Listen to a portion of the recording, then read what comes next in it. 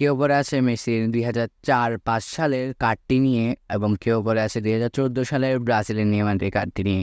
কিন্তু আমাদের বাজেট কম, তাই আমরা আজকে এক্সপ্লেন করবো আপনি কিভাবে স্নো মোডটি অ্যাড করতে পারেন eFootball 2025 বা ভার্সন 4.0.0-তে। এইটার জন্য আপনারা ইউজ করার প্রথমে ম্যাচে ঢুকবেন, ঢুকে এখানে যাবেন এক্সট্রিবিউশনে গিয়ে আপনি টিম সিলেক্ট করবেন। আমি ইচ্ছে মতো একটা টিম সিলেক্ট করবেন, সে এখন এখানে সেটিংয়ে ক্লিক দিবেন এবং যে আছে ওখানে ক্লিক দিবেন। ভিতরে সেটিং এখানে বিভিন্ন জিনিস অন অফ করতে পারবেন এবং নিচে দেখবেন টাইম লেখা আছে এবং সামার দিলে সামার দিব না, আমরা এখন উইন্টার দিব, কারণ আমাদের রেনি সিজন। নাহলে স্নো বের করে এখান থেকে স্নো সিলেক্ট করবো। করার পরে আপনারা রেডি বাটনে ক্লিক দিয়ে দিবেন।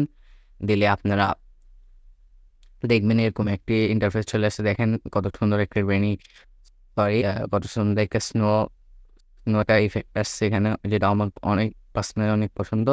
এবং রেনি ইফেক্টও আপনি, এবং ধন্যবাদ আপনাদের এই পুরো ভিডিওটি দেখার জন্য, এবং প্লিজ কষ্ট করে লাইক এবং সাবস্ক্রাইব করে দিন, এটি আমাকে অনেক মোটিভেট করে। আল্লাহ হাফেজ, বাই বাই।